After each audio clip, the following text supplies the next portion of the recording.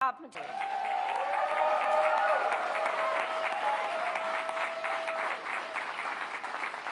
So under my plan, it's about investing in the industries that built America, like steel, iron, the great American auto industry.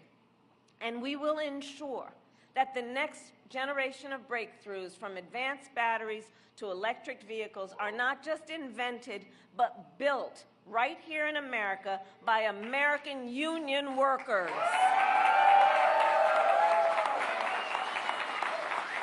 Because it is they and you who have proven how to get the job done. And as part of that vision, we will invest in manufacturing communities like Lansing. We will retool existing factories, hire locally, and work with unions to create good-paying jobs, including, by the way, jobs that do not require a college degree. And I'm going to tell you why. And I'm going to tell you why, because I'm really clear that a college degree is not the only measure of the skills and experience of the qualified worker, and we need to understand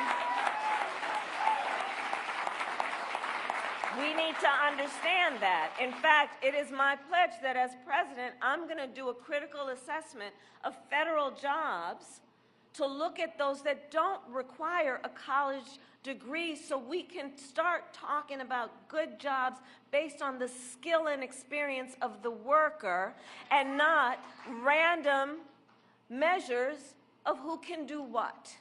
And I plan on then challenging the private sector to do the same.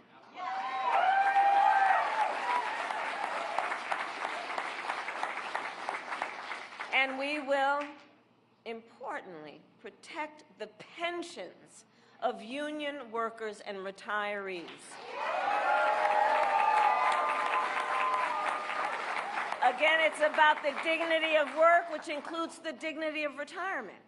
After a lifetime of working hard, let's talk about the dignity of retirement, the dignity of aging. And that's why, as Attorney General, I sued the big banks to return hundreds of millions of dollars to workers and their families after their pensions were mismanaged. This is not new to me. I've done that work. As a United States Senator, I pushed for legislation to rescue workers' pensions without cutting the benefits that workers had earned. And as Vice President, I worked alongside then Secretary of Labor Marty Walsh, and we, for a year, worked on what we needed to do with the federal workforce, which was in our direct power, to increase the ability for collective bargaining and to ensure that they have all the resources they need to grow in terms of organizing. As Vice President, I also helped to do the long overdue work to protect the pensions of more than 1 million union members. And yesterday, I announced the protection of the full earned pension benefits of more than 22,500 union workers and retirees in Michigan under the Detroit Carpenters Pension Fund. Because again, just to put a fine point on it, when it comes to your pension or Social Security or Medicare, these are retirement benefits you have earned. This is not about a giveaway. You've earned it, and it must be protected, and it must be respected after decades of hard work that you receive it. And honoring these benefits must be an ironclad commitment. Now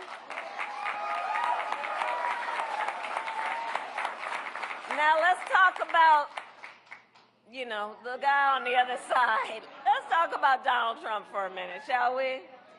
So, and because he has a very different view. Now, in all seriousness, he has a very different view of workers, of hard work, of the dignity of work. You guys, we know it. We know it. He tries to, you know, do his rhetorical thing at rallies like he understands what it means to earn a living. No, you understand what I'm saying? He pretends that he understands workers and the hard work and the battle workers face every day to get their due wages and benefits. Well, we're not falling for the okey doke, because we know what he has said and we know what he has done. He who called Social Security a Ponzi scheme, he called it a Ponzi scheme. He recommended we raise the retirement age to 70. Can you imagine if you were required to work to 70? He who intends to cut Social Security and Medicare. You know, we know how many people, their only source of income is their Social Security check. Talk about, right, is the value about dignity in retirement, dignity in aging? And remember, he was the only one, he said, he was going to be the only one who could bring back America's manufacturing jobs. You know how he talks, I'm the only one, right? He said, you know how he talks. And then, because we're too busy watching what he's doing to hear what he's saying, we know America lost nearly 200,000 manufacturing jobs when he was president, okay? Including tens of thousands of jobs right here in Michigan. And those losses, we know and will note, started before the pandemic, okay? Making Donald Trump one of the biggest losers of manufacturing jobs in American history. And his track record for the auto industry was a disaster. He promised workers in Warren that the auto industry would, I'm going to quote, not lose one plant under his presidency. Then American automakers announced the closure of 6 auto plants when he was president, including General Motors in Warren and Stellantis in Detroit. Thousands of Michigan auto workers lost their jobs. And if he wins again, we can expect there would be more of the same. Because we know what he has done. And we know that we're going to focus on the work, not the words, when it comes to Donald Trump. And we know where he took us the last time. And check this out, Donald Trump's current running mate, because you know the job was open, right? You know, like when people go for an interview, especially the young people, they'll go for an interview and they'll sit down and they're in the interview and they'll say, why is the job open? Well, we know why that job was open. So Donald Trump's running mate recently suggested that if they win, they would threaten the Grand River Assembly plant right here in Lansing. The same plant that, with your help, our administration protected earlier this year, saving 650 union jobs, right? And I do believe some of the union workers from Grand River are here with us today. So you know what I'm talking about. You know what I'm talking about. And Trump's running mate called your jobs table scraps, right? So let me just say, needless to say, I will always have your back. And we'll keep fighting to make sure that you keep your jobs right here in Lansing and keep these most noble and important jobs for America's strength. That's the work you all do. You know, Donald Trump, he also promised that he was going to stop offshoring. Remember that? Then he cut taxes for corporations that shipped 200,000 jobs overseas during his presidency. Cut the taxes for those corporations. Okay? And awarded nearly $500 billion in federal contracts to companies that were offshoring jobs. Okay? Follow the money. He gave your tax dollars to companies that were sending your jobs overseas. And we got to get the word out to all of the brothers and sisters in labor to remind them of what this dude does, right? What he actually does. Because make no mistake, Donald Trump is no friend to labor. He is no friend to labor, and we've got to listen to what he says. Know that, you know that famous saying, listen when people tell you who they are. In fact, can we roll the clip?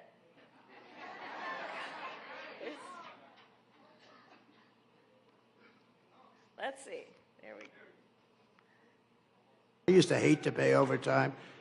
When I was in the private sectors, they say, oh, I don't want over, you know, I shouldn't tell you this. I'd go out and get other people and let them work regular time. But they build everything in Germany, and then they assemble it here. They get away with murder because they say, oh, yes, we're building cars. They don't build cars.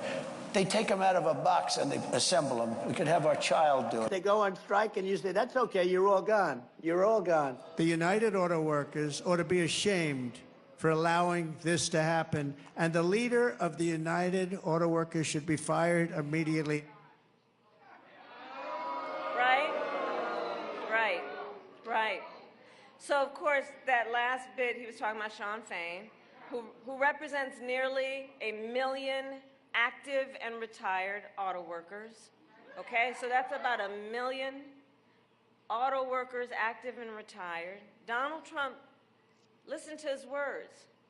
He's saying that auto workers are essentially engaged in child's play, that children could do it. Listen to what he says.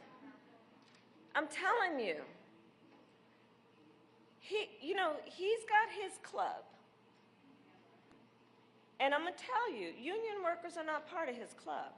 Let's be clear about that. No matter what he does at his rallies, let's be clear about that. Right? He thinks that the value of your work is essentially meaningless. That's what he's saying, to compare it to child's work. When we hear no, the work you do is complex. You do it with great care. You work hard. You are highly skilled. You are highly trained. And the best auto workers in the world is who you are. The best in the world. The best in the world. And the fact is, Donald Trump's comments are the talk of someone who has had everything handed to him. I know it's right. It is. I know. It is. This man, who never had to work a job that came with calloused hands or an hourly wage, right? Someone who got handed $400 million on a silver platter and did what with it? Filed bankruptcy 6 times. Come on. Come on. He will never understand the life and the work of a United Auto Worker. He will never understand that. People who work hard for everything they have, who take great pride in a job well done, who understand what it represents to their family and the future of their family. Again, I go back to the dignity of hard work. So let us be clear. Donald Trump's insults to American workers is not exclusive to that video, okay? So that was just a moment, kind of think of it as the commercial break in my speech. But his comments are not only that, because Donald Trump has been a union buster his entire career. He has called union leaders, quote, dues-sucking people, okay? He said that he supports so-called right-to-work laws, quote, 100%, okay? He bragged and joked with a billionaire buddy about mass firing striking workers and lowered labor standards and made it easier for companies that break the laws to get federal contracts. Donald Trump encouraged automakers of Michigan so they could pay their workers less, encouraged them to move so they could pay their workers less, okay? And when the UAW went on strike to demand the higher wages you deserve, Donald Trump went to a non-union shop and attacked the UAW. He said striking and collective bargaining don't make, and I'm going to quote, a damn bit of difference.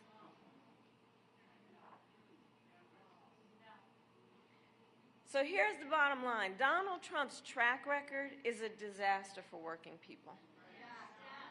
And he is, I believe, an existential threat to America's labor movement. And everything he intends to do if he is reelected is also spelled out in that Project 2025. So to read it and to know it is to know he intends to launch a full-on attack on unions and the freedom to organize, okay? He will ban public sector unions, roll back workplace safety protections.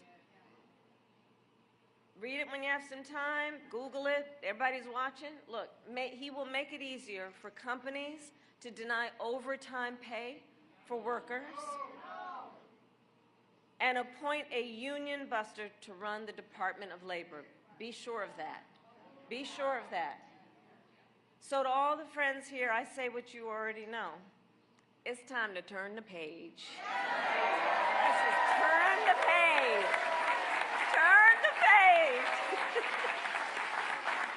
Because America is ready to chart a new way forward, and we are not going back. We are not going back. No, we are not going back. We're not going back. We're not going back. We're not going back because, as UAW always does, we are going to push forward. We are going to push forward, and it all comes down to this. Look, you all have taken time out of your busy lives to be here this afternoon. And we are all here together because we know the stakes in this election are so high. We are all here together because we love our country. We love our country.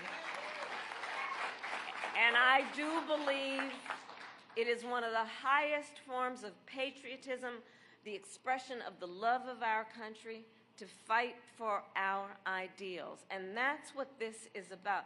This is not, at the end of the day, a fight against something. This is a fight for something. This is a fight for something, including the fight to realize the promise of America. After all, that's what unions have always done. It's about understanding the promise of America, which has to include the promise that we should make to the workers of America. So we have 18 days to get this done. It's not a lot of time, okay? And we know this is going to be a tight race until the very end. We are the underdog. But make no mistake, we will win. We will win. We will win. We will win. I'm telling you.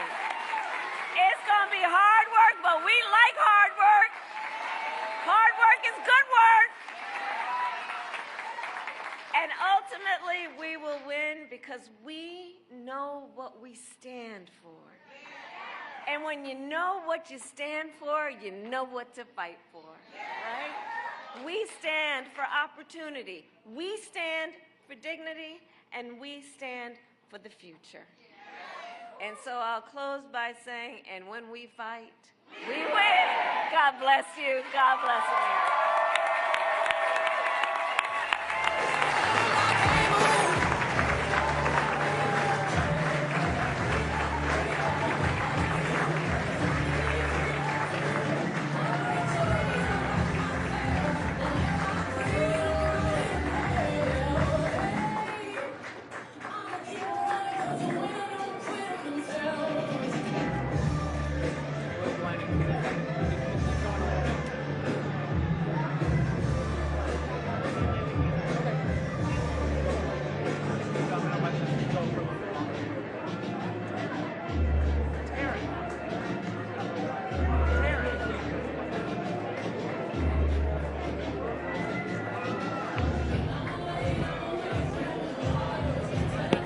Unplug that for me. Thank you very much. Yeah, man.